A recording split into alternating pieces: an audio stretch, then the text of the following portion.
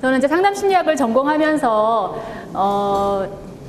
청소년 상담을 오랫동안 했어요. 청소년 상담을 뭐 의도를 가지고 했던 건 아닌데 어떻게 이제 기회가 되면서 청소년 상담을 오랫동안 했었고, 청소년 상담을 하면서 특히 많이 만났던 아이들이 이 그 왕따를 당한 아이들, 왕따를 당한 아이들을 많이 만났어요. 그래서 그 아이들을 만나면서 여러 가지 많은 생각들을 이제 개인적으로 하게 됐고, 혹시 주변에 이제 이런 어려운 경험을 한 아이들이 주변에 혹시 계시는지, 혹은 학우님들의 그 자녀들 중에서 있어서는 안 될 일이지만 혹시 비슷한 살짝 그 약한 경험이라도 한 경우들이 있으실지 모르겠지만, 그런 것을 주변에서 이렇게 보면은 이 경험들이 굉장히 힘든, 그 사람 개인에게는 굉장히 아프고 힘들고 씻어지지 않는 그런 이제 상처로 남는 경우들이 굉장히 많거든요. 그래서 제가 이런 것들을 많이 봐오면서 여기에 대해서 이제 많이 고민을 하게 됐고, 어떻게 하면 이런 일들이 예방될 수 있을 것인가, 그리고 이제 이런 일을 겪은 아이들이 어떻게 하면 이거에서부터 벗어날 수 있을 것인가에 대해서 고민을 많이 해왔어요. 그러면서 이번에 이제 종강특강을 저보고 하라고 그래서 뭘 할까 계속 고민을 많이 했어요. 계속 고민을 많이 하다가 이제 좀 재밌는 걸 해볼까 뭐 이런저런 고민들을 하다가 제가 그래도 가장 하고 싶은 말, 드리고 전하고 싶은 말을 처음에 시작하는 게 좋겠다라는 생각을 했어요. 그래서 이 주제로 하면은 좋겠다라는 생각을 했고, 조금 무거울까? 이런 염려가 살짝, 즐겁고 재밌는 특강이면 참 좋을 것 같은데, 무거운 주제가 될까? 이런 염려가 살짝 들기도 하였으나, 또 듣다가 보면 또 뭐, 이렇게 도움이 되지 않을까? 이런 기대를 저는 해봅니다. 네. 자,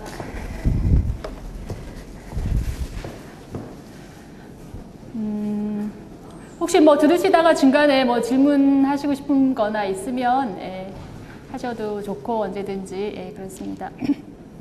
자, 보시면 집단 괴롭힘에 대해서 많이 들어보셨죠? 어떤 걸 들어보셨어요?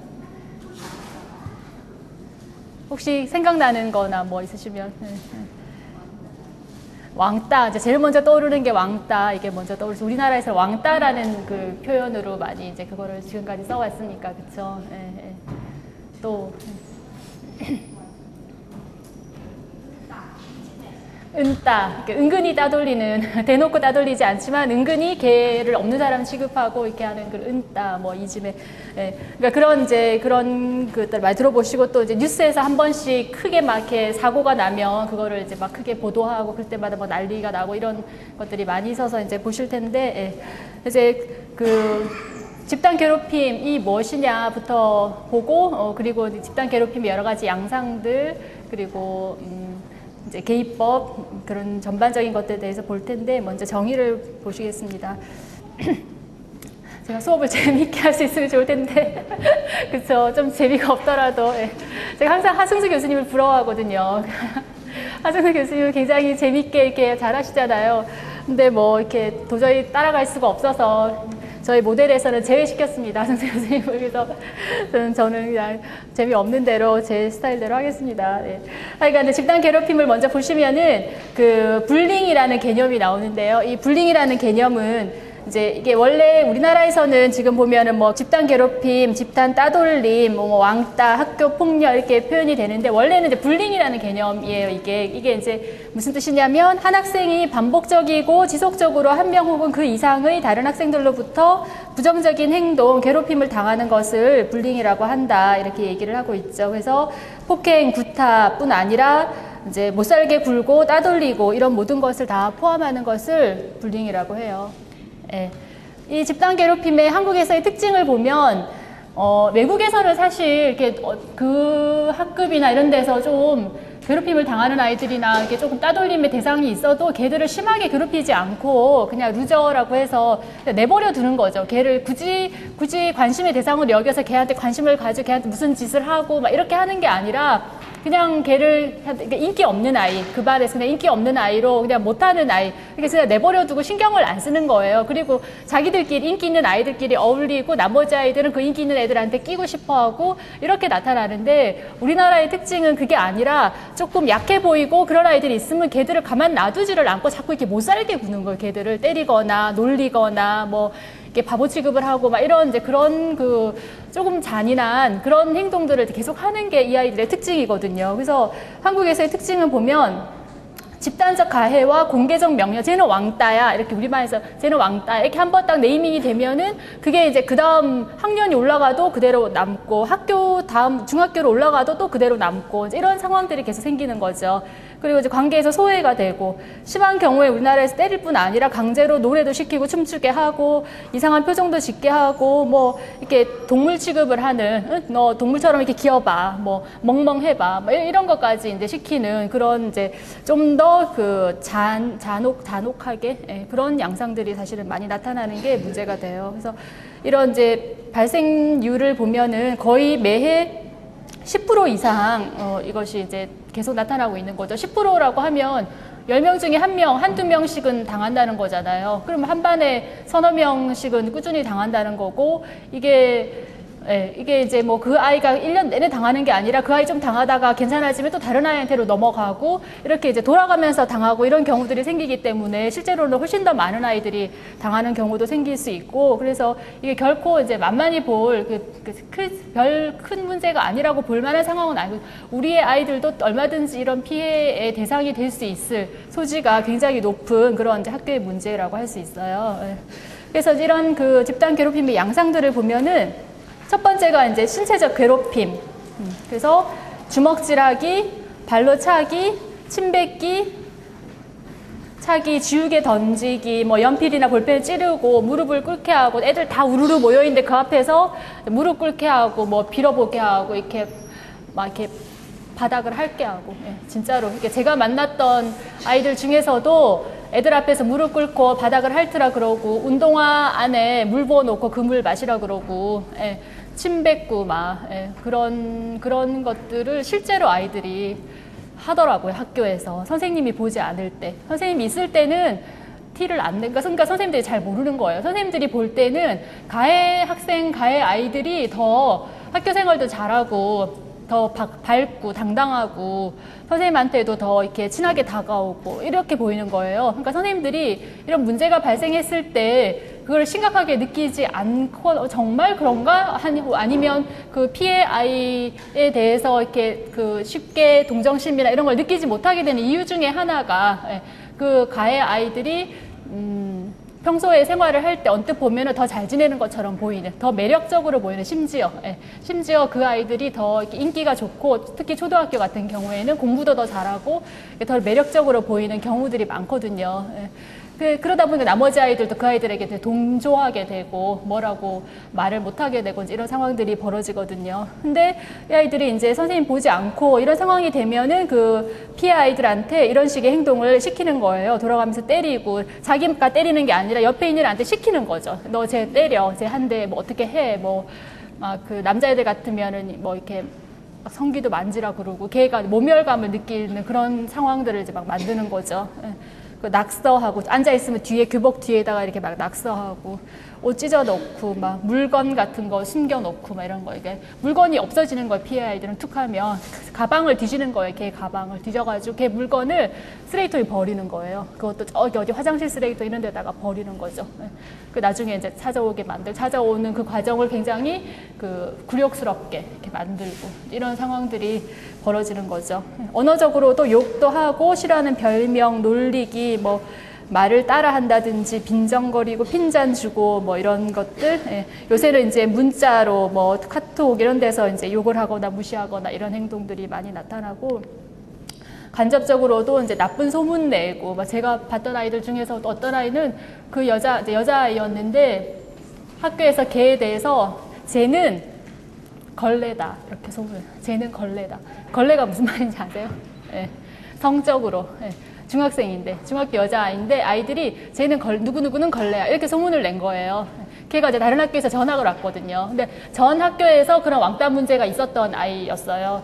그래서 이제 거기서 힘들어서 다른 학교로 전학을 왔는데 거기서도 이제 그 아이들이 연결돼 있잖아요. 다 학교가 달라도 서로 이렇게 꼭 일진이 아니라 해도 아이들이 뭐 학원도 있고 뭐 이렇게 몇 달이 걸치면 다 연결이 된단 말이에요. 그러니까 이제 소문을 내는 거죠. 그러면서 걔를 싫어하는 그 아이들이 이쪽 학교의 아이들한테 얘기를 하는 거예요. 그래서 나쁜 소문을 내는데 이제 그런 식으로 소문을 내는 거죠. 그럼 애들이 기겁을 하죠. 걔에 대해서 새로운 애인데 그렇다고 얘기를 하니까. 그렇게 한다든지 아니면 꼭 그게 아니라도 누구는 뭐 찌질하다, 누구는 뭐가 어떻다 막 이러면서 아이들이 이제 나쁜 소문을 내고 이렇게 하는 거예요. 그래서 이제 왕따 당하고 이런 아이들이 이제 전학이나 이런 방법을 선택하는 경우들이 많은데 그것조차도 쉽지 않은 것이 이제 이런 문제 때문에 요새는 학원으로 다 연결이 돼 있고 그리고 심한 아이들은 정말 걔가 어느 학교로 전학 갔는지를 알아내서 그 학교에 아는 아이가 있는지를 찾아요. 정말.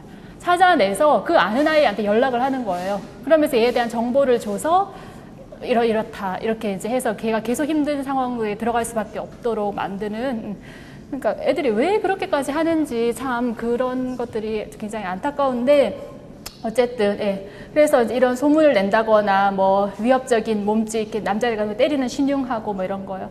도시락 같이 안 먹고 같이 안 놀고 뭐 말도 안 걸고 이제 이런 행동들이 나오는 거죠.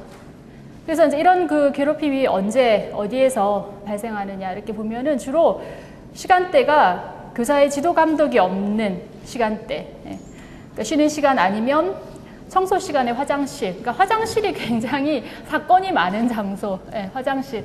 애들이 뭔 일이 있으면 화장실로 와, 뭐 이런 게 영화에서만 나오는 장면이 아니라 실제로 화장실에 오라고 해서 화장실 구석에 애를 이제 몰아세우고는 여자애들도 때리고 그 아이를 때리고 욕하고 이렇게 밀치고 이제 핥히고 막 이러는 행동을 이제 하는 거죠. 화장실. 그 다음에 뭐 체육 시간 이럴 때 아니면 이 왕따 당할 아이들이 가장 그 부담스러워하는 시간대가 언제냐면 점심시간. 일단 왕따를 당하면 밥을 먹을 수가 없는 거예요. 밥을 같이 먹을 사람이 없는 거예요. 그래서 밥을 굶죠. 많은 경우에 왕따를 당하는 아이들이 밥을 안 물론 집에는 밥 안 먹었다 이런 말을 잘 안 하는데 혹시나 이제 밥을 안 먹었다 이런 얘기가 나오면 그런 거를 의심할 수 있어요. 왜냐하면 같이 밥 먹을 애들이 없고 애들이 거기서부터 소외시키거든요. 내 친구다 이런 거는 같이 밥 먹으러 가자 이런 것과 같이 가거든요. 보통 아이들이. 근데 이제 같이 밥 먹을 사람이 없으니까 대부분 점심시간이 되면 얘들이 화장실로 가요.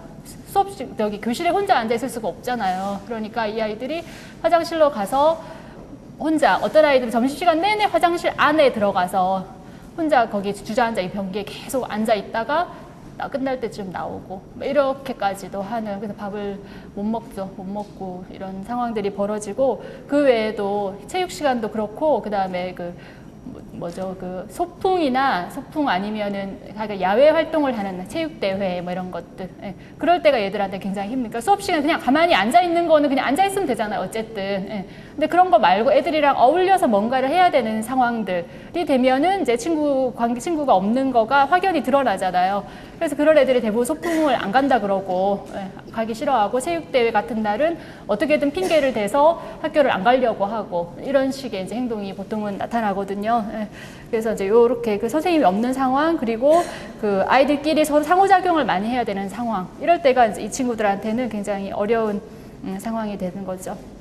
대체로 남자아이들은 신체적인 물리적인 그런 이제 폭력 이런 걸 많이 하고 여자아이들은 비방을 한다든지 그러니까 뒤에서 욕을 하는 거죠. 뒤에서 욕을 하고 소문을 퍼뜨리고 이제 애들이 많이 하는 그 나쁜 것 중에 하나가 뭐냐면은 왕따를 당하는 애도 친구가 있어요. 처음에는 단짝이 있거든요. 보통.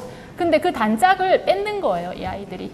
그 단짝 친구를 이간질을 시켜서 단짝 친구를 뺏는 거죠. 이간질을 시키거나 아니면 이제 위협을 하는 거죠. 네가 얘랑 계속 같이 놀면 너도 따돌림을 당한다. 뭐 이런 식으로 위협을 한다든지 등등의 방법을 써서 그 단짝 친구를 뺏어요. 사실 친구가 하나만 있어도 아이들은 학교 생활을 할 수 있거든요. 근데 그 하나를 뺏는 거예요, 애들이. 그래서 걔를 뺏어서 걔에서 띄어내고 그 다음에 이제 얘 하나를 완전히 따돌림을 시키는 이런 식의 이제 행동을 하는 거죠. 그래서 이렇게 우정 관계 조작. 그래서 이런 애들이 이렇게 처음에는 학기 초에는 친구가 있었는데 대부분 얘들이 좀 위축되어 있으니까 친구를 이렇게 내 친구를 딱 내 편으로 만들지 못하고 약간 엉거주춤하게 있는 경우들이 많아요. 그렇게 할 경우에 이제 하는 사이에 친구를 다 뺏기는 거죠. 그 아이들이 얘 친구들을 이제 다 뺏어가고 결국은 어느 날 보니까 혼자 남아 있는 상황이 벌어지고, 그런 상황에서 더 적극적으로 친구를 이제 만들기 어렵고 이런 상황이 벌어지는 거죠.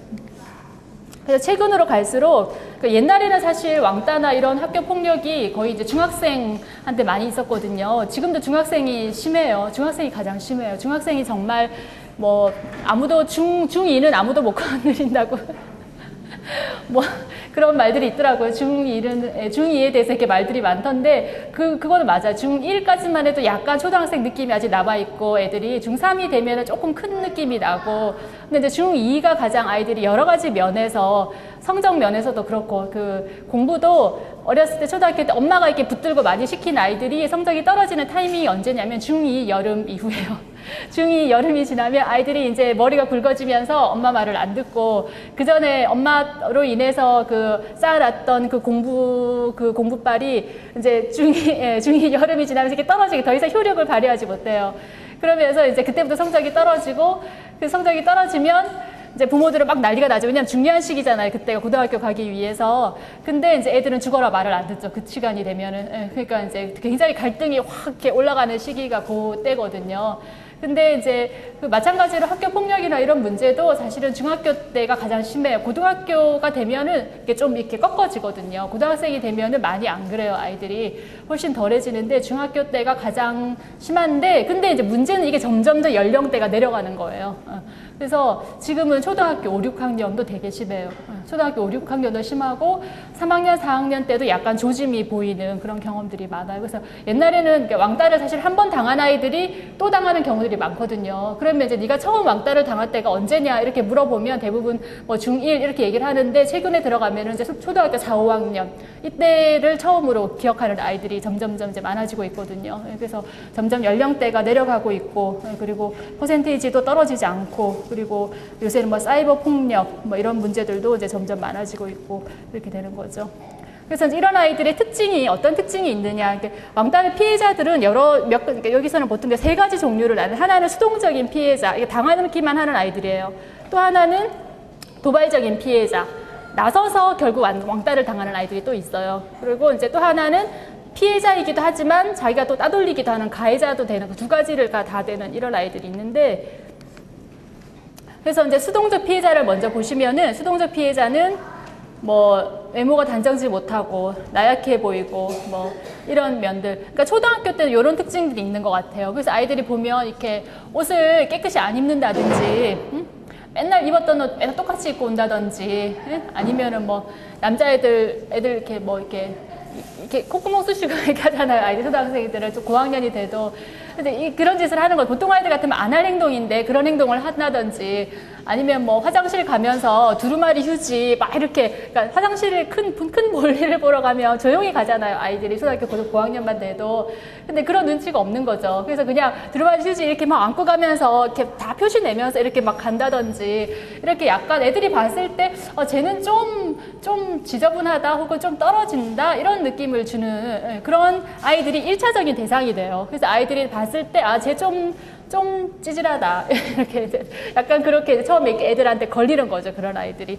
그런 애들이 좀 만만히 보고 좀 그렇게 하는 경우들이 생기고, 그 다음에 이제 대처 능력이나 자기 주장 능력 이런 것들이 이제 부족한 아이들이 또 이제 걸려드는 거죠. 그래서 누가 이제 갈등 상황이 생기거나 뭐 자기 주장을 해야 되거나 이런 부당한 대우를 받거나 이렇게 했을 때에 이제 자기들을 지키지 못하는 아이들이 있죠. 그러니까 쉽게 주눅이 든다거나 그냥 상대방 해달라는 대로 다 해준다거나 이렇게 위축되는 것이 표시가 나는, 누가 이렇게 세게 나왔을 때 같이 치고 들어가야 되는데 그렇게 못하고, 그렇게 해서 금방 겁먹고 이렇게 위축되고 자기가 할 말을 못하고 이러면 애들이 또 이제 만만히 보고, 그리고 친구가 별로 없는 아이들, 기본적으로 친구 사귀기 어려워하는 아이들이 있잖아요. 내성적이고 이렇게 이제 친구가 별로 없는 아이들, 이런 아이들이 또 좀 어려움의 대상이 될 수 있고, 조금만 공격해도 쉽게 울고 불안해하고 쉽게 시키는 대로 하고 뭐 이런 특징을 가진 아이들이 이제 대상이 될 수 있고, 도발적인 피해자라는 것은 뭐냐면은, 가령 여기 나오는 것처럼 뭐 ADHD를 가진 아이들이다 이러면은 ADHD의 특징이 뭐가 있죠? 산만하고 또 이상심리학 열심히 공부하셨잖아요. 얼른 생각해 보세요. 네? 과잉행동 3만, 그리고 또 한 가지가 충동성이잖아요. 충동성. 충동 조절이 안 되는 게 ADHD의 대표적인 특징 중에 하나잖아요. 그러니까 충동 조절이 안 되는 아이들은 어떤 특징이 나타나냐면, 예를 들어서 친구들이랑 얘기를 하거나 이렇게 있을 때 뭐가 이렇게 하고 싶은 게 떠올라요. 아니면 기분이 나쁘거나 화가 나거나 이러면은 보통은 참잖아요, 그거를. 내가 기분이 나쁘거나 그 말이 내 생각과 같지 않아도 보통 아이들은 그걸 참거든요. 참고, 그리고 상황을 봐서 적절한 때 이렇게 얘기를 한다든지, 아니면은 내가 못 이길 것 같으면 꾹 참던지 계속, 뭐, 이런 식으로 다 나름 아무리 어린애들이라도 그런 계산을 하면서 행동을 하거든요, 친구 관계에서. 근데 이 아이들은 그게 안 되는 거죠. 충동 조절 장애라는 거는 뭔가 하고 싶은 게 이렇게 욱 올라오면은 그거를 조절이 안 되는 거예요. 그러니까 이게 팍 나가야 되는 거죠. 그러니까 기분이 나빠, 저 아이가 뭐라고 얘기를 하는데, 그러면은 바로 여기 툭 나간다든지, 아니면 어느새 내가 계획도 하지 않는데 주먹이 벌써 이렇게 나가 있다든지, 뭐 이런 행동이 벌어지는 거죠. 그러니까 애들이 봤을 때 뭔가 얘기를 할 때는 애들이라도 그 지켜야 될 선이 있거든요. 그래서 얘기를 하면, 누가 얘기를 하면 그걸 좀 존중해주고 들어주고 참고 이야기의 순서도 기다리고 뭔가 이런 기본적인 룰이 있는데 그게 안 되는 거죠, 이 아이들이. 그러니까 아이들이 싫어하는 거예요, 이 친구를. 싫어하게 되면서 처음에는 얘가 막 센 거 같고, 그래서 얘가 뭔가 얘한테 뭔가 파워가 있는 것처럼 이렇게 보이는데, 시간이 흘러감에 따라서 점점점 난 얘 싫어, 너도 그래, 나도 싫은데, 나도 이렇게 되면서 얘가 이제 어느새 이렇게 따돌림을 당하게 되는. 그러니까 그건 애들이 정말로 얘를 다 싫어해서 의도적으로 얘를 따돌리려고 작정을 해서가 아니라 정말로 싫어하게 돼서 이렇게 따돌리게 되는, 이런 이제 다 거리를 두게 되는 이런 상황이 벌어질 수 있죠. 그래서 ADHD의 문제는 단지 뭐 주의력이 떨어져서 공부를 잘 못하고 뭐 학교 생활에서 뭐 선생님한테 지적당하고 이것만 문제가 아니라, 이제 성장해 감에 따라서는 이게 더 문제가 돼요, 사실은. 그런 주의력 결핍의 문제는 중학생이 되고 이러면은, 초등학교 때는 막 주의력 결핍 애들은 수업 시간에 막 돌아다니고 이러잖아요. 저희도 저희 애들 할 게 오픈 수업 이런 데 가보면 수업 시간인데 막 돌아다니고 혼자 창문 열었다 닫았다고 막 이런 아이들 다 있더라고요, 보니까. 근데 중학교 가면 안 그러거든요, 걔네들이 더 이상. 그런 문제들은 안 나타나요. 근데 이제 이게 대인관계 문제로 문제가 번지는 거죠. 그래서 친구 관계가 안 되고, 친구 관계가 안 되니까 학교 생활이 재미가 없고, 학교 생활이 재미없으니까 공부가 하기 싫고, 선생님과 관계도 안 좋고, 이러면서 이제 그 아이들이 문제가 전방위적으로 퍼져나가서 결국에는 전체적인 적응 수준이 떨어지게 되는 게 얘들이 결국에 문제거든요.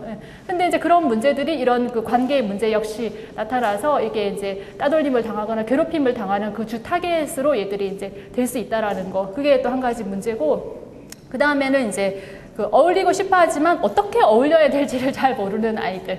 그래서 괜히 찝쩍거리고, 다른 아이들한테 찝쩍거리고 이렇게 쓸데없는 말하고 막 이러면서 이제 그 적절한 관계를 못하고 자꾸 자기가 관심을 끌려고 이제 그런 행동을 하는 아이들. 이런 아이들이 이제 또 문제가 될 수 있고, 그러니까 이런 아이들 중에서는 사실은 부모가 너무 어렸을 때부터 오냐오냐 키워서, 예를 들어서 애가 뭘 하고 싶어요 이러면은, 기질이 순한 아이들은 엄마 아빠가 안 된다 이렇게 하면은 별로 그런 거 없이 이러는 아이들이 있어요, 실제로. 그래서 정말 그 축복받은 부모들, 애들이 정말 순해서 이렇게 엄마 아빠 그렇게 막 이렇게 머리 썩히지 않아도 말 잘 듣고 크게 말썽 안 피우고 이렇게 잘 크는 아이들이 실제로 있어요. 근데 이제 그렇지 않은 아이들이 또 있죠. 기질적으로 까다롭고 고집이 세고, 감정적으로 기복이 심하고, 이제 이런 아이들이 또 있거든요. 그런 아이들이라서 그래서 이제 부모가 져서 그 아이한테 그럴 수도 있고, 또 경우에 따라서는 이제 부모가 워낙에 자기가 약해서 애를 자기 마음대로 이제 컨트롤이 안 되고 막 이러니까 이제, 그래서 그럴 수도 있고, 그래서 어쨌든 간에 애가 스스로 자기 욕구 조절을 하는 거를 배우지 못한 경우, 내가 하고 싶은 게 있어도 조절해야 되고, 상황에 따라서는 나중에 그거를 얻기 위해서 지금은 참아야 되고, 뭐 이런 욕구 조절이 사람이 될 수 있어야 되잖아요. 근데 이제 그게 안 되는 거죠. 그런 경우에 이제 친구들한테도 뭔가 내가 원하는 것이 있으면 바로 얻고 싶고, 막 이런 식으로 이제 나타나니까 이게 이제 문제가 되는 경우. 마지막은 이렇게 왕자병 공주, 나만 잘났고, 이렇게 잘난 척하고, 튀는 행동하고, 자기 위주로 하는 아이들, 이런 아이들.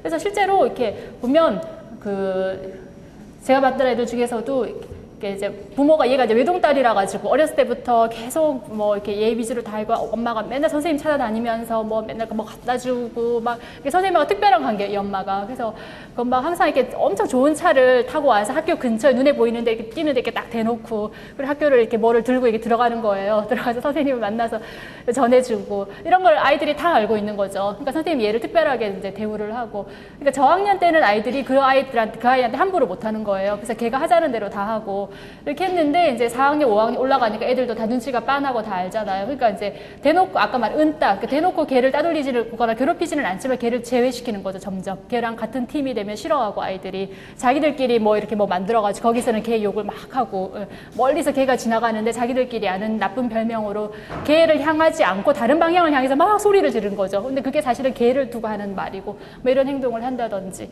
이렇게 하는 그래서 이제 너무 그 잘난 척하고 튀는 행동 혹은 어떤 애들은 이렇게 집에서 주의를 받지 못해서 이제 그렇게 튀는 애 왜냐하면 관심 받고 싶으니까 그런 아이들의 특징은 이제 내가 최고다 이런 거를 보여주고 싶으니까 거짓말을 하는 거예요. 한마디로 나대는 아이들. 나대는 아이들. 그래서 그런 아이들은 이제 밖에 나가서 뭐 난 우리 집에는 뭐도 있고 나는 뭐도 해봤고 난 남자친구도 많고 중학교 여자애들인데 이렇게 이제 막 거짓말을 자기를 더 부풀려서 이제 거짓말을 막 하는 거죠. 그럼 애들이 처음에는 진짜 그런 줄 알고 이렇게 막 믿어요. 믿다가 이제 학기가 시간이 점점 흘러감에 따라서 이거 거짓말이었네? 이게 뽀록이 나는 게 하나씩 둘씩. 예. 그러고 나면 나중에 아이들이 얘가 싫어지는 거죠. 처음에는 걔가 그 집단에서 파워를 가진 아이였는데 걔가 자꾸 거짓말하고 그랬던 것들이 뽀록이 나면서 학기 말에 가면서 얘가 왕따가 되는 거예요.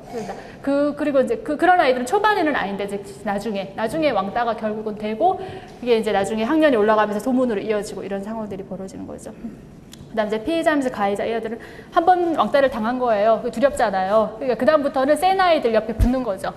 붙어서 걔가 시키는 대로 하는 거예요. 그러니까 자기가 주도적으로 누구를 따돌린다기보다는 그 센 아이들의 이제 추종자가 돼서 걔가 시키는 대로 해서 너 쟤한테 가서 뭐 어떻게 해? 그러면 쪼르르 가서 하고 이런 행동을 하는 거죠.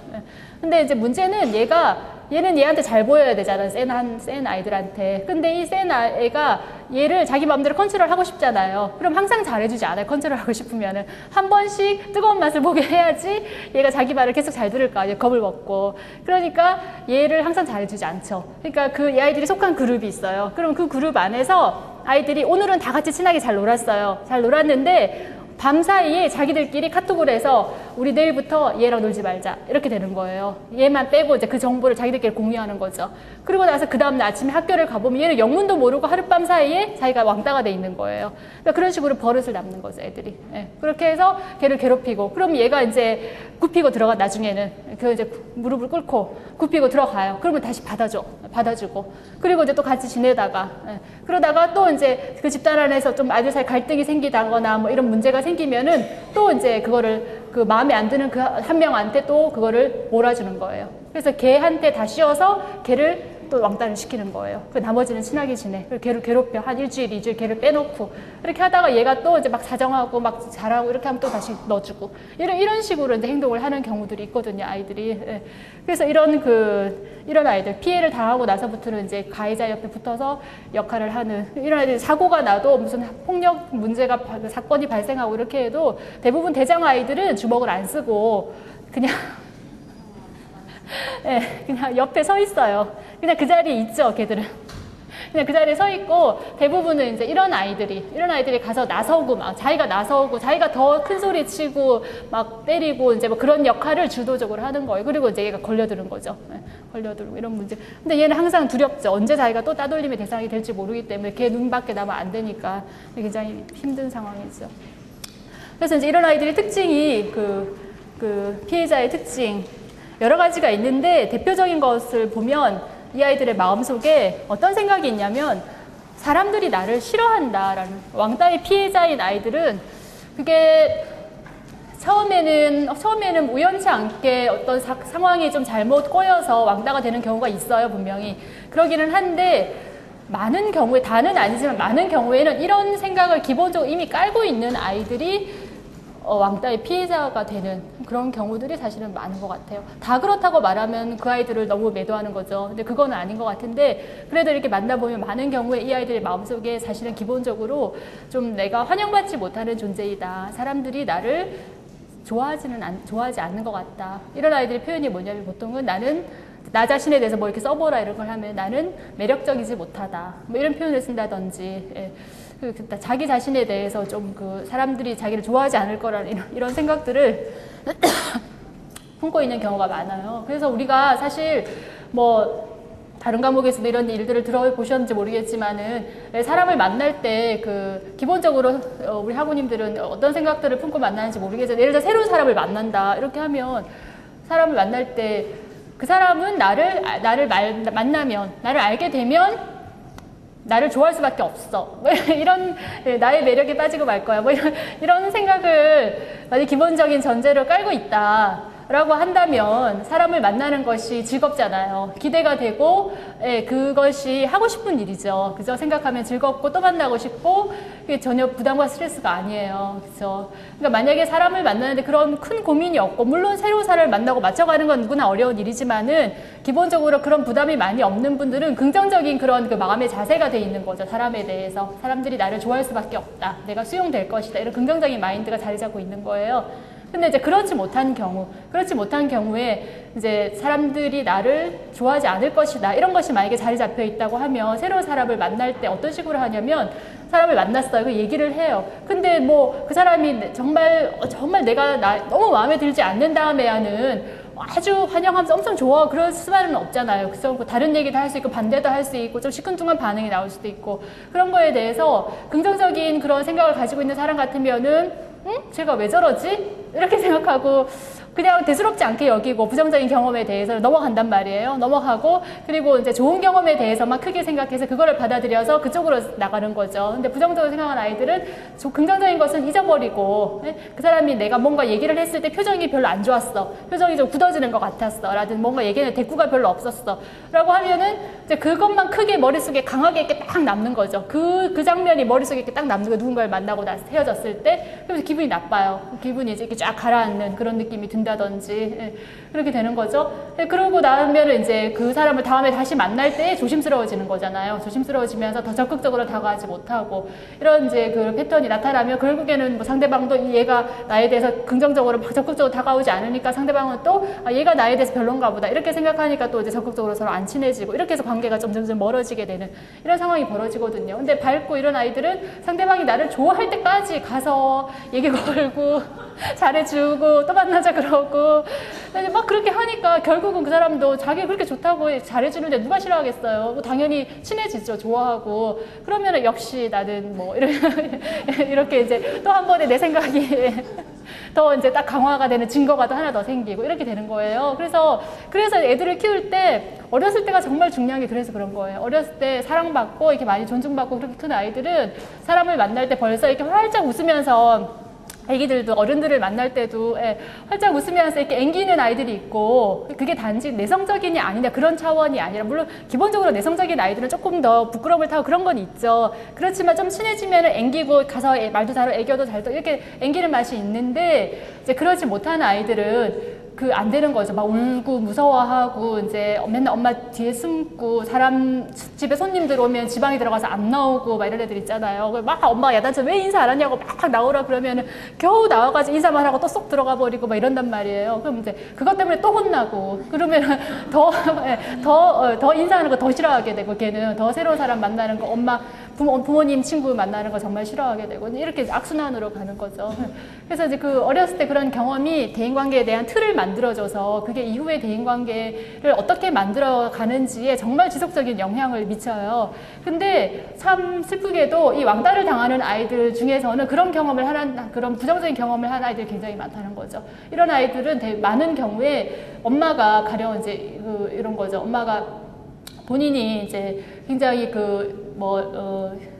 감정의 기복이 심하고 일단 감정의 기복이 심해서 아이를 대하는데 일관성이 없어요. 그래서 애가 어떤 똑같은 행동을 해도 어떨 때는 그 행동에 대해서 엄마가 야단을 안 쳐요. 근데 엄마가 기분이 나쁜 날은 애가 그 행동을 하면은 그게 엄청 혼날 거리가 되는 거죠. 예. 그렇게 이제 사실 대부분의 엄마가 그래요. 대부분의 엄마들이 아파트에서 아파트 문 앞에서는 웃으면서 상냥하게 네, 안녕히 가세요 이렇게 인사하고 문 딱 닫으면 누구야 이래가지고 막 잡고 이게 문 밖으로 소리 다 새 나와가지고 엄마들끼리 아 저 집 엄마 뭐 어쩌고 막 그런 거 서로 이렇게 말은 안 하지만 암묵적으로 다 알고 있잖아요. 근데 그래서 이제 대부분 엄마들이 다 그래요. 근데 이제 그게 정도의 차이죠. 정도의 차이인데 그게 정말 심한 경우에는 아이들이 엄마가 그렇게 비관적으로 하면은 이렇게 눈치를 보게 되잖아요. 아이가 이제 주눅이 드는 거죠. 왜냐면 우리 엄마가 언제 화가 날지를 모르는 거예요. 언제 불똥이 튈지를 모르니까 이렇게 눈치를 보게 되고 주눅 들게 되고 이렇게 살피게 되고 그런 아이들은 제가 본 심한 아이들은 항상 이렇게 하고 있으면서 집에서 걸음도 쿵쿵쿵쿵 이렇게 안 걷고 발 뒤꿈치를 들고 살금살금 이렇게 걸어요. 자기 집인데. 무서우니까. 언제 나의 그 존재 자체로 인해서 엄마가 분노가 폭발할지를 모르니까 집안에서도 살금살금 이러고 걷는 거예요. 그리고 집에 들어갈 때도 오늘 집에 들어갔을 때 우리 엄마가 어떤 상태일지 모르잖아요. 그러니까 집에 들어갈 때 두렵잖아요. 그러니까 애가 고개를 푹 떨구고 이러고 집에를 가는 거예요. 근데 이웃집 아줌마 그걸 보고 아유 누구는 왜 이렇게 집에 가는데 애가 고개를 푹 이러고 가냐고 이렇게 얘기를 한 거죠. 그것 때문에 그날 그 엄마 또 열받아가지고 이제 또 애보고 막 그러고 엄마가 기분이 나쁘면 애가 살금살금 이러고 다니는 것도 배기가 싫어. 너는 왜 그러고 다니냐? 뭐 이러고 그거 가지고 또 뭐라 그러고 엄마가 뭐 가져오라고 부엌에 가서 그러면 이제 주눅든 애들은 두려운 거예요. 이게 맞는지 저게 맞는지 몰라요. 그래서 막 고민을 하다가 뭘 이렇게 그러면 꼭 틀린 걸 가져가거든요, 애들이. 막 고민을 하다가 다른 걸 가져가는 거예요. 그럼 혼나. 또 가서 또 다른 거 가져오고 왔다. 심부름을 한 번에 제대로 못하고 막 이러면서 이제 또 혼나고 막 그런 거죠. 그러니까 그런 아이들이 엄마 앞에서 자기 주장을 할 수가 없죠. 다른 생각이 있거나 뭔가 힘든 일이 있거나 이럴 때 엄마한테 도움을 요청한다든지 내 생각은 이런데 이런 얘기를 할 수가 없잖아요. 엄마가 정말 큰 분노로 이렇게 나오니까 할 수가 없죠. 그런 아이들이 이제 역시 학교 가서도 마찬가지. 학교에 가서도 어른들을 대할 때 항상 이렇게 조심조심 이렇게 선생님 앞에서도 눈치를 보고 신경을 쓰고 이러고 친구들 관계에서도 누군가가 이렇게 조금만 그러니까 화를 내는 것도 아이들이 처음부터 그러지 않잖아요. 조금만 눈에 힘을 주고 조금만 목소리 톤이 강해져서 뭐라고 한마디를 하잖아요. 그러면은 겁을 먹는 거예요, 아이들이. 왜냐면 그 유사한 경험을 자기가 많이 했거든요, 집에서. 엄마가 좀 기분이 안 좋아서 눈에 힘이 딱 들어가죠. 눈에서 불이 이렇게 나오는. 그때 그 공포스러웠던, 자기가 감당할 수 없었던 그것들이 같이 떠오르는 거예요, 이 아이들은. 그렇기 때문에 이제 학교에서 친구들이 조금만 그렇게 했을 때에 확 주눅이 들어버리는, 확 위축이 돼버리는 거. 보통 아이들 같으면은 그런 일에 안 그러잖아요. 대수롭지 않게 여기고, 지도 할 말 하고, 이렇게 하면은 애들도 별거 아닌 걸로 또 넘어가고 이러거든요. 근데 이제 그런 약간의 위협적인 상황이 이 아이들로 하여금 두려움을 불러일으키고, 그러다 보니까 적절하게 대처할 수 있는 힘을 가질 수 없게 만들고, 그러다 보니까 우물쭈물하게 되고, 그리고 겁먹은 표정이 나오게 되고, 그러니까 시키는 대로 하게 되고, 이런 상황이 벌어지는 거죠. 근데 그게 몇 번 반복되다 보면 아이들도 딱 아는 거죠. 아, 쟤는 약한 애. 이거를 이제 아이들도 알게 되는 거예요. 약한 애다 싶으면은 사람은 참 이상하게 약한 애는 보호해줘야 되는데, 그러지 않고 짓밟아요, 애들이. 정말로. 약한 애는 이제 무시하거나 그냥 신경 안 쓰는 애들이 양반이고, 안 그러면은 이제 이렇게 하죠. 나쁘게 하죠, 아이들이. 그러면 이제 문제가 생기는데, 많은 경우에 이제 하길이 왕따를 당한 아이들이 이런 생각, 사람들이 나를 싫어한다. 내가 어려움에 처해도 나를 도와주지 않을 것이다. 이런 생각을 하고 있고, 배척받는 느낌. 그래서 얘들이 조금 왕따를 당하잖아요. 그러면은 그 친구들이 조금만 나한테 이렇게 부정적인, 현재 왕따를 당하고 있지 않아도 친구들이 조금만 나에게 부정적인 거 뭐 거절을 하거나 뭐 그럴 수 있잖아요. 심지어 제가 봤던 어떤 아이는 얘가 여기 앉았고 지 짝이 여기 있고 앞에 아이가 여기 있어요. 근데 앞에 애가 뒤로 휙 돌아가지고 과자를 지 짝이랑 이렇게 먹고 있었어요. 근데 이제 저한테 와서 하는 말은 지들끼리 먹고 자기는 안 줬다는 거예요, 과자를. 그래서 너는 어떡하고 있었니? 그랬더니 자기는 고개를 푹 숙이고 책을 보고 있었다는 거예요, 그 장면에서. 네? 그걸 보면 어떤 생각이 떠오르세요? 그 앞에 있는 아이가 싹싹하고 그런 아이라 적극적인 아이라면은 야, 너 공부 그만하고 이거 좀 같이 이거 먹자 이렇게 할 수도 있겠죠. 그죠? 근데 워낙에 말도 없고 원래 친하지도 않고 이런 애인데 고등학생인데 둘이 과자 먹고 놀고 있는데 혼자 고개 푹 숙이고 책을 보고 있어요. 그럼 애들이 냅둘 수도 있죠. 그거에 대해서. 아, 쟤는 공부하나 보다. 이렇게 생각하고 그냥 냅둘 수도 있고, 적극적인 관심이 없으면 걔를 굳이 끌어들여서 같이 뭘 하려고 하지 않는 거죠. 근데 얘는 그 상황을 어떻게 해석을 하냐면, 쟤네들이 나를, 소외시킨다. 뭐 왕따까지는 아니지만 나를 소외시킨다. 나를 끼워주지 않는다. 이렇게 생각을 하는 거예요. 그러니까 이렇게 한번 왕따를 당하고 그런 위축된 경험이 있는 아이들은 쉽게 배척당한다는 느낌을 갖는 거죠. 그런 상황에 민감해지는 거예요. 민감해져서 조금만 나에게 부정적으로 얘기하면은 그거를 확대해서 생각하게 되고, 친구들이 나를 적극적으로 끌어들이지 않거나 조금만 뭐 다른 얘기를 하면은 그거를 또 다른 사인으로, 더 이후에 나쁜 일이 벌어질 수 있는 그런 사인으로 해석을 한다든지 이렇게 되는 거죠. 그러면서 이제 적극적으로 다가가지를 못해요, 아이들이. 다가가지를 못하니까 결국은 스스로 또다시 이제 그 따돌림 받는 그 자리에 또 돌아가게 되고 이런 일들이 벌어지거든요. 그래서 이런 배척받는 느낌을 쉽게 받고, 위기 상황에서도 무기력하고 쉽게 철수되죠. 그 상황을 뚫고 나가려고 하지 않고 쉽게 이제 철수되는 경향들을 보이게 되죠. 그래서 이런 어려움을 겪은 아이들은 대부분의 경우에 이제 우울해하고 불안도 많이 겪죠. 특히 새 학년이 시작될 때, 학년이 그 왕따를 당한 그 해는 사실 그 문제에서 완전히 벗어나기가 어려워요. 그 반 안에서 이미 인식이 다 생겨 있고, 친구 관계라는 게 아이들이 거의 학기 초 한두 달도 아니 한 달 내에 친구 관계가 거의 다 이렇게 픽스가 다 되잖아요. 아이들 딱 내 친구, 내 그룹 이게 딱 다 만들어지거든요. 무서워요, 애들이. 처음에 정말 초기 얼마 기간 재빠르게 타타타타 해가지고 나랑 맞는 아이들을 딱 잡아서 얘는 내 친구 이렇게 딱 잡잖아요. 근데 그럴 때 재빠르게 그거를 못하면 걔는 1년 내내 이렇게 겉도는 거죠. 어느 쪽으로 끼지를 못하고 겉돌고 이런 경우들이 굉장히 많거든요. 근데 이제 그렇기 때문에 한 번 따돌림을 당한 아이들은 그 학년이 끝나기 전에는 사실 그 문제에서 완전히 벗어나기는 어려워요. 내 친구를 만들기가 쉽지 않고, 어떤 아이가 그 아이의 절친이 되려고 안 하거든요. 잘 기존에 내 친구들이 있기 때문에.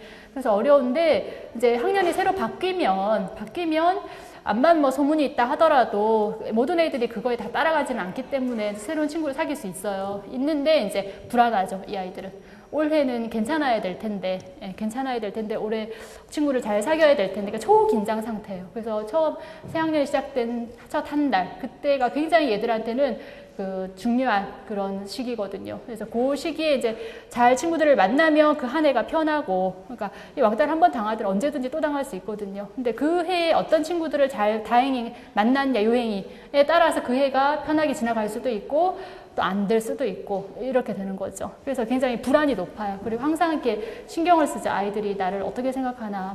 그래서 그 피해의식이 큰 아이들은 심지어는 이렇게 망상까지 보이는, 우울이 심하면 이렇게 망상이 나타나거든요. 그래서 그 전교생에게 내 소문이 다 났다, 이렇게 생각하는 거죠. 전교생에게 내 소문이 다 났고, 전교생이 내 욕을 하고 있고, 지나가면서 다 수근수근 하면서 나를 이렇게 본다, 이렇게까지 보이는 행동을, 그런 생각을 하고 있는 경우들 있어요. 그래서 이런 피해의식 이런 것들이 굉장히 심하고, 외상후 스트레스 장애가 꼭 우리가 최근에 여러 가지 사건들이 많잖아요. 그러니까 그런 사건들을 경험하고 나서 이제 사람들이 많이 염려하는 것이 외상후 스트레스 장애인데, 그런 사건으로 인해서만 나타나는 것이 아니라 이제 이런 어려움을 겪은 뒤에도 외상후 스트레스 장애를 보이는 경우들이 많죠. 그래서 그 심한 어떤 아이는 이제 그렇게 학교에서 이제 왕따 같은 그런 거였는데, 밤에 이제 그 중에 한 명이 얘를 불러낸 거예요. 놀이터인지 어디로 나오라고. 이렇게 나갔어요. 나갔는데 누가 어두운데 뒤에서 얘 여기를 이렇게 때린 거예요, 뭘로. 그래서 얘가 기절을 했어요. 기절을 하고, 그리고 어떻게 병원에 실려가고 이런 일들이 있었는데, 그다음부터는 얘가 이렇게 혼자 있는 것 자체를 두려워하는 거죠. 혼자 엘리베이터도 못 타고, 혼자 어디 나가는 것도 못 하고, 그 장면이, 그 공포가 계속 몰려오는 거예요, 얘한테. 그래서 이런 그 상황들이 계속 이제 애들한테 문제가 될 수 있죠. 그리고 이성과 사귀는데 문제를 이건 당연해요. 이렇게 동성과 사귀는 것에 있어서는 좀 거절감 이런 게 상처가 좀 덜해요. 근데 이성과 사귀는 거는 거절을 당했을 때 상처가 더 심하잖아요. 그렇죠. 그러니까 동성 친구는 잘 사귀는데 나중에 어른이 됐을 때 이성을 사귀고 이렇게 하는 데는 어려운 경우들이 또 많거든요. 물론 안 그런 분들도 많겠지만 대부분 아주 잘 사귀겠지만 이성에게 거절당하는 것이 더 상처가 심하기 때문에 이런 관계에 문제가 있는 사람들은 나중에 이성을 사귀는데 더 어려움이 많죠.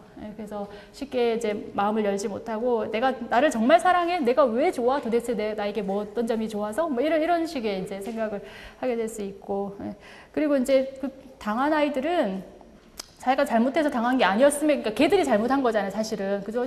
왕따 시킨 애들이 잘못임에도 불구하고 자기도 모르게 내가 뭔가 문제가 있어서, 내가 뭔가 부족해서 라는 생각을 자기도 모르게 하고 있죠. 내가 못나서 이런 생각을. 그래서 이런 그 부정적인 자기 개념을 자기도 모르게 자리 잡고 있는 그런 그게 진짜 이제 문제죠. 그래서 그 가족도 마찬가지고 애가 그렇게 해서 어려움을 당하면 그 가족 전체가 흔들리는데 그 가족 전체가 이렇게 뿌리가 흔들려요. 다 힘들어하고 엄마도 힘들어하고 아빠도 힘들어 다 힘들어하는데 그게 어떤 가족은 그게 막 우리 가족 자체가 이 사회에서 약자라서 이렇게 흔들리는 거예요. 애가 학교에서 인정받지 못하고 괴롭힘을 당하고 그러는데 그 상황을 부모가 자기도 당하는 것처럼 이렇게 같이 느끼는 거예요. 그래서 온 가족이 같이 그거를 고통스럽게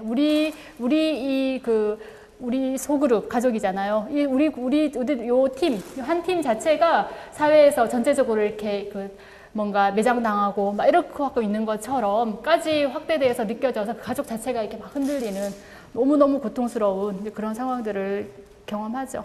그리고 학업 성취는 당연히 떨어져. 애들은 학우님들도 왜 신경 쓸 일 많고 걱정거리 많고 그러면 공부 안 되잖아요. 그쵸? 다 그렇거든요. 애들도 마찬가지. 애들도 마음이 편해야 공부가 되죠. 근데 맨날 머릿속에 딴 걱정들로 꽉 차 있으면 당연히 공부가 안 돼요. 그러니까 그런 다른 친구 관계나 적응에 문제가 있는 아이들은 그걸 먼저 해결을 해야 돼요. 그게 해결이 안 되면 공부가 될 수가 없어요. 어떻게 공부가 되겠어요? 책을 펴놓으면 계속 딴 생각이 나는데. 그래서 보통 이런 왕따 문제를 가진 아이를 데리고 오면서도 심지어 부모님들은 얘가 고등학생인 경우에는 성적 문제를 계속 얘기를 해요. 상담센터나 이런 데 오면.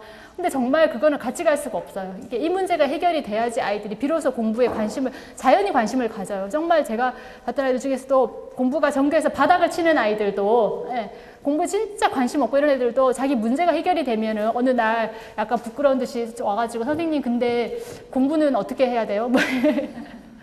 시험 계획은 어떻게 세우는 거예요? 뭐 이런 거를 이제 슬그머니 이렇게 물어보는 거죠. 그러면서 너 나중에 어떻게 하고 싶어? 그러면은 저도 대학 가야죠. 뭐 이런 얘기를 하고 그게 그 사람의 마음속에 그 로저스가 얘기한 그 긍정적인 자아 실현의 경향성 그게 저는 진짜 있다고 생각하거든요.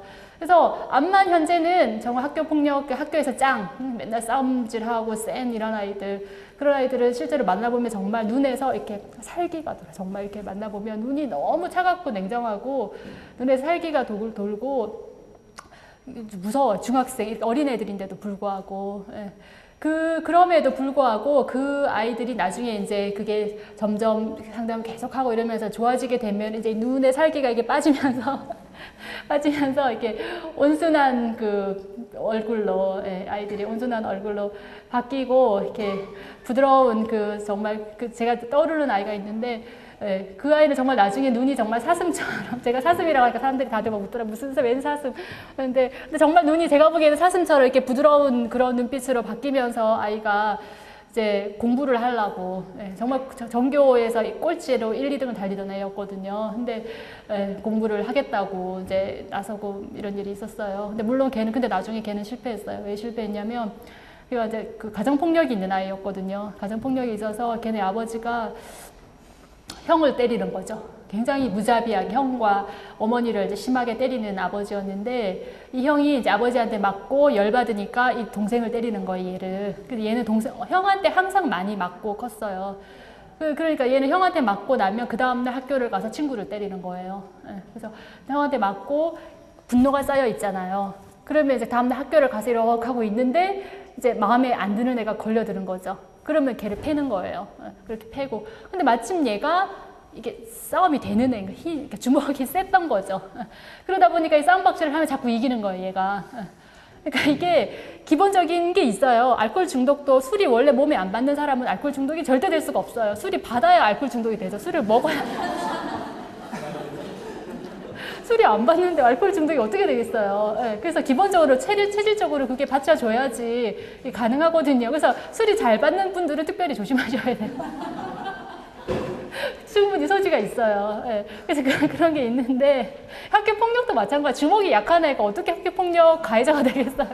안 되는 거죠. 근데 얘는 마침 그렇게 싸움박질을 하는데 싸움이 잘 되는 거예요. 그러니까 애들이 점점 얘를 짱으로 이렇게 점점점 이렇게 해서 정말 나중에는 짱이 된 거죠. 그랬는데 이제 얘네 어머니가 너무 얘를 눈물로 설득을 하는 거예요. 그래서 얘가 이제 결국은 자기가 상담을 받겠다 이렇게 해서 왔어요. 그래서 처음에 올 때만 해도 정말 눈에 살기가 돌던 애였는데 하면서 조금씩 눈이 이제 점점 부드러워지더라고요. 얘를 변화시킬 수 있는 동기는 정말 아무것도 없는데 얘가 눈빛이 흔들리는 그 한 가지가 뭐냐면 어머니였어요, 얘는. 그러니까 다 모든 사람에게 내 분노감을 품고 있는데 어머니에 대해서는 얘가 그 애틋함이 있는 거예요. 그래서 네가 그렇게 하면 어머니가 어떠시겠냐 이런 얘기를 하면 이제 걔가 이렇게 그 막 올라갔던 그 분노나 그것이 이렇게 꺾이는 그게 보여요. 그래서 얘가 다시 사실 이런 애들이 변하는 게 쉽지 않거든요. 그래서 다시 원래대로 돌아가고 싶어 할 때마다 이제 그거를 상기시키면서 얘를 다시 이렇게 잡고 이렇게 했어요. 그랬는데 어느 날 딱 왔는데 얘가 다시 머리를 이렇게 막 깎고 눈에 막 이렇게 냉정해져가지고 이러고 온 거예요. 그래서 그러고 이제 더 이상 상담 안 받겠다고 이러더라고요. 그래서 왜 그러냐, 무슨 일이 있었냐 그랬더니 학교에서 싸움이 있었던 거예요. 싸움이. 근데 이제 얘는 원래 자기가 거기 짱이잖아요. 그러니까는 안 갈 수는 없고 근데 나서서 때리지는 않고 그냥 옆에 서 있었다 하더라고요, 자기는. 근데 선생님들이 보기에는 얘의 그런 내적인 변화를 읽을 수가 없잖아요, 학교 선생님들은. 그러니까 이제 그 싸움이 일어났고 걔네 패거리들이 관련돼 있으니까 당연히 얘는 그냥 싸그리 들어가는 거죠, 그 속에.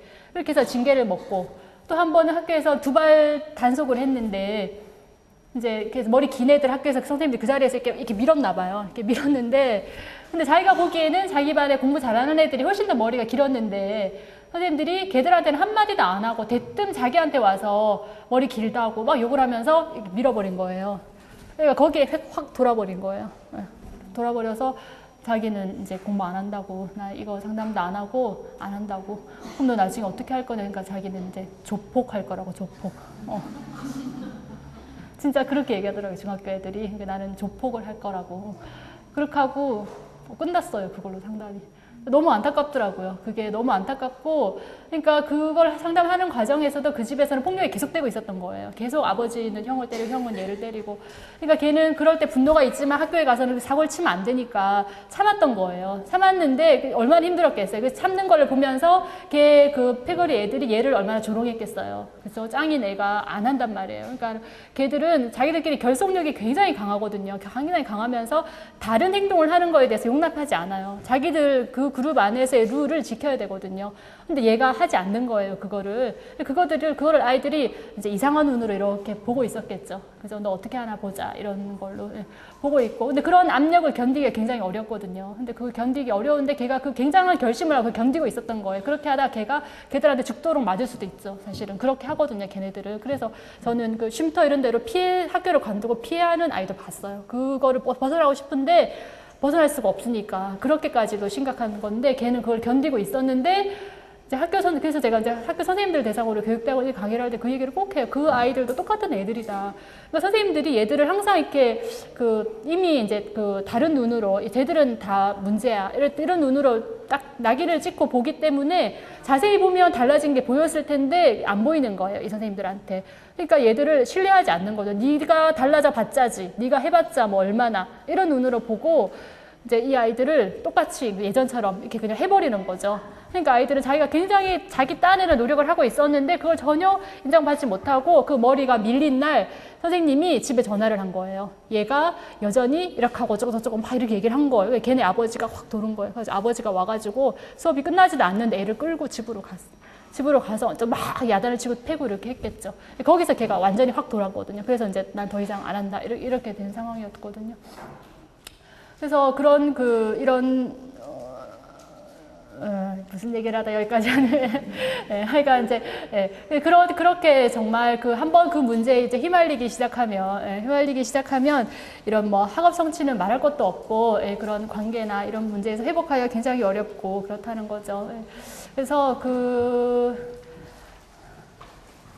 네, 그래서 나중에 혹시 이제 이 중에서도 나중에는 또 상담으로 계속 길을 가는 분들이 또 꽤 있을 수 있겠죠. 네, 그럴 때 저는 항상 그 아이들을 볼 때 항상 갈등을 해요. 왜냐면 아이들은 눈으로 보기에는 여전히 문제하고 여전히 달라지지 않고 달라진 게 보이지 않아요. 특히 유료기관에서 상담을 하면 부모들이 굉장히 급해요. 내가 이런 비싼 돈을 내고 하는데 왜 애는 달라지는 게 없냐 이렇게 이제 압력을 상담자한테 가하는 경우들이 굉장히 많거든요. 근데 실제로 애들은 금방 좋아지지 않거든요. 걔들이 그동안 살아온 방식이 있는데 상담 몇 번 한다고 해서 좋아지겠어요? 안 좋아지죠. 표면적인 변화가 전혀 없어요. 그리고 심지어 상담자하고 관계, 라포 형성하는 것조차도 어려운 경우들이 굉장히 많고 그럴 때 상담자는 굉장히 딜레마에 빠지죠. 애도 눈에 보이는 변화가 없고 부모는 계속 압력을 가하고 이제 이걸 어떻게 해야 되나 이제 상담을 계속 하기는 해야 되고 그런 어려운 상황에 놓이는 경우들이 비일비재하거든요. 청소년 상담을 할 경우에는 왜냐하면 성인은 본인 의지로 오니까 본인 돈 내고 오니까 그 사람하고 관계만 하면 되잖아요. 청소년은 학부모가 돈을 내고 학부모가 있기 때문에 삼자 관계잖아요. 그러니까 이게 더 이제 상담자가 버티기가 쉽지 않아요. 무료면 또 괜찮은데 유료고 이렇게 할 경우는 더 이제 심하거든요. 그게 그럴 때 이제 상담자를 버티게 하는 마음은 아까 말했던 그거예요. 로저스가 얘기했던 자아 실현의 경향성. 모든 어떤 아이를 할지라도 현재 그런 그 긍정적인 것들이 전혀 보이지 않는 아이를 할지라도 그 아이를 믿어주고 그 아이 마음속에 있을 거라고 예상되는 현재는 보이지 않지만 있을 거라고 예상되는 그런 그 자기를 사랑하는 마음, 긍정적으로 한마디로 나도 잘 살아보고 싶다, 나도 한번 잘해보고 싶다라는 마음이 있을 거라는 그 믿음, 그걸 붙들고 가는 거죠. 그게 현재는 전혀 보이지 않지만 왜냐하면 그게 없으면 상담자가 흔들려서 그 상담을 할 수가 없어요. 양쪽에서 계속 흔들어대거든요. 부모도 흔들어대고 애도 흔들어대고 계속 하는데 상담자가 중심을 잡는 방법은 제가 계속 이제 그 부분을 고민을 많이 내가 뭘 붙잡고 이 상황을 견딜 수 있을까 고민을 하는데 결국에는 그거라고 생각이 됐고 그걸 붙들고 기다리는 거죠. 그리고 상담자로서 내가 할 수 있는 그 아이에 대해서 신뢰를 주고 걔는 어른에 대해서 신뢰가 없는 아이이기 때문에 상담자한테 마음을 안 열어요. 저 사람도 똑같다. 우리 부모나 선생님이랑 다 똑같다. 이렇게 생각이 되면 절대로 마음을 안 열거든요. 근데 이제 그렇지 않다. 이 사람은 다른 어른들하고는 다르다라는 믿음을 줄 때까지 그래서 아이가 뭔가 마음을 열고 변화의 존심을 보일 때까지 이제 기다려야 되는데 그 기다림의 시간이 굉장히 힘들어요. 그럴 때 이제 우리가 잡아야 하는 거는 그거예요. 그 사람에 대한 믿음. 꼭 그 아이라서가 아니라 사실 우리들도 아무리 상황이 어렵고 누가 나를 괴롭히면 열받고 사랑 못 받으면 사람이 막 이렇게 반항하고 싶고 엇나가고 싶고 막 이런 마음 들거든요. 그런 경우 해본 적 있으세요? 저도 그런 적 있었던 것 같아요. 옛날 어렸을 때는 이제 막 이렇게 바르게 막 이렇게 뭐 시키는 대로 바르게 시키는 거 다 하고 막 이렇게 이제 하는데 어느 순간 이렇게 뭔가 충분한 그 대가와 사랑이 오지 않는다고 생각하니까 이제 열받잖아요. 그러니까 진짜 거꾸로 가고 싶더라고요. 거꾸로 막 나한테 해가 되는 행동인지 뻔히 알지만 그렇게 하고 싶은 거예요. 막 반항하고 싶고 반대로 가고 싶고 그렇게 되더라고요. 그러니까 그 반항하는 아이들의 심정 이해가 되더라고요.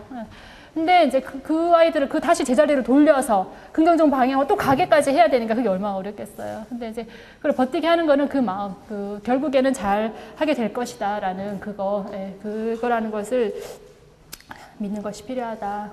그래서 이제 그 다음 나오는 얘기는 뭐냐, 요거를 한번 쭉 보시면 돼요. 뭐냐면, 아이들이 피해를 당하고 있을 때에 나타나는 그런 단서들이 있어요. 단서들. 보면 반복적으로 학교에서 나오는 단서, 이건 선생님들이 보면은 이제 도움이 되겠죠. 예를 들면 학교에서 누구를 발표를 시켰어요. 근데 걔가 발표를 하면 애들이 뒤에서 키득키득거리고 뭐라고 조그맣게 별명을 막 불러대고 이런 반응들이 나온단 말이죠. 그러면 걔는 좀 따돌림의 대상이 이미 되어 있을 가능성이 굉장히 높아요. 그래서 희롱하다 별명이 불리고 뭐 조롱당하고 그다음 꼬집 피고 밀쳐지고 뭐 이런 거 발로 차고 흉내를 낸다든지 뭐 이런 거 발표를 안 한다든지 성적이 떨어지죠. 이런 일들이 생기면 성적이 떨어지죠. 근데 집에서 이제 지켜볼 때는 아이들이 옷이 찢어져 온다거나 옷에 낙서가 돼 있어서 온다던가 아니면 옷이 이제 더럽혀져서 온다든지 이런 것들, 그다음에 책이나 학용품이 이제 망가지거나 잘 없어진다든지 뭐 이런 것들, 상처가 있는데 뭐 둘러댄다던가, 친구를 집에 안 데려온다거나 친구 집에 가지를 않는다거나 밖에 나가서 놀려고 하지 않는다거나 친구한테 전화가 안 오고 전화가 와도 이제 오히려 불안해하고 그렇게 받는다든지, 이제 심하면 학교에 안 갈라 그러죠. 느닷없이 엄마 나 전학 가면 안 돼. 뭐 이렇게 얘기하는 경우, 그런 경우는 거의 이런 것과 관련되어 있다라고 보시면 돼요. 그래서 학교 가는 것을 싫어하고, 이제 배 아프다 그러고, 머리 아프다 그러고, 아침 되면 꼭 아침에 학교 가기 전에 스트레스 쌓이잖아. 학교 갈 걸 생각하면 벌써부터 애가 이제 막 불안하고 힘들잖아요. 그러니까 아침에 머리가 아프고, 배가 아프죠. 그래서 아프다 그런 소리 잘하고, 이런 아이들. 학교에서 조퇴하고, 네, 아프다고 빨리 오고, 뭐 이런 경우들. 그리고 이제 학교에 가서 이제 집으로 올 때 다들 많이 안 다니는 다른 길로 혼자서 온다거나, 악몽을 꾸고 이런 경우 많아요. 잠을 깊이 못 자죠. 불안하니까. 그리고 이제 학업에 흥미를 잃고 성적도 떨어지고, 애가 우울해 보이고 짜증. 그러니까 청소년의 우울은 짜증으로 드러나는 경우가 많아요. 어른들의 우울은 이렇게 촥 가라앉잖아요. 가라앉고 이렇게 되는데, 청소년의 우울은 짜증을 부리고 감정의 기복이 나타나는 걸로 나타나는 경우가 많거든요. 그래서 아이들이 우울해지거나 힘들어지면 엄마한테 짜증을 부리죠. 엄마한테 옛날에 안 그러던 애가 갑자기 짜증이 심해지고, 별거 아닌 건데 엄마 그냥 한마디 한 건데 그거에 대해서 애가 팍 이러고 나오는 경우. 그게 물론 이제 사춘기, 뭐 요새는 중2병 이렇게 얘기를 하더라고요. 뭐 그래서 그런 경우도 있겠지만은, 그게 아닌데 애가 자꾸만 그런다라고 하면은 뭔가 고민이 있구나 얘가. 이렇게 보시면 거의 맞아요. 그래서 그걸 야단 어디 엄마들은 보통 그러죠. 당황하거나. 근데 그럴 일이 아니고, 제가 왜 저러지? 이거를 좀 관심을 갖고 볼 필요가 있죠. 그리고 이제 돈을 요구하거나 엄마 지갑에서 돈을 이제 이렇게 뭐 10,000원짜리 꺼내서 나가고 뭐 이런 일들이 생기는 거.